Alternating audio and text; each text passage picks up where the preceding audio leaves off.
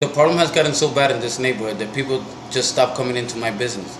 They won't come in because you have 2, 3 beers, you go outside, you drink a beer, right away you have a cop car pull up and tell you that you can't smoke in the corner, you can't stand in the corner. When you can't smoke in a business, you have to stand outside. If we have more than one person standing outside, you see a cop walk over and tell us that you can't move, which is only on this corner. You can see it on every other corner. They won't tell them to move. Even from the truck. Even from the truck, you can't. You sit here, and if a car parks in the hydrant, you give them a ticket, but then you park a car with emergency lights where there is no emergency, for that, there's no reason for that truck to be there, and you leave. God forbid there's a fire, you gotta wait for the cop to get here because he's parked on a fire hydrant, on a one-way street going the wrong way. There's just so many laws being broken that, you can't fight the biggest army, or you can't fight the biggest gang, which is the police department. You can't tell the police department how to do their job, but then they can sit here and tell you how to run your business.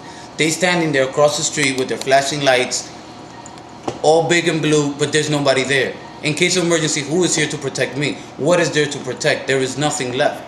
They're literally running away my clientele. Why would you come to a bar where if you have 3 beers or 4 beers, you have to wait to see if a cop is going to tell you to give you a breathalyzer, if you're going to walk into a car?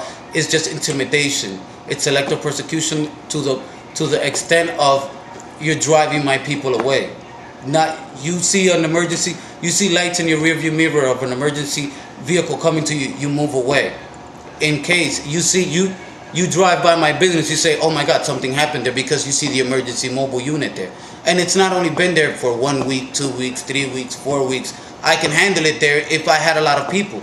But there's bars here that are way worse than mine, with more crowd, with more people, and no cop, no police van. There's businesses here that constantly having fights and no truck. But then you have the police van here in a part of town where there are no active nightclubs. It's not a real heavy life set for that kind of police vehicle to be in this area with flashing lights and no cop in there.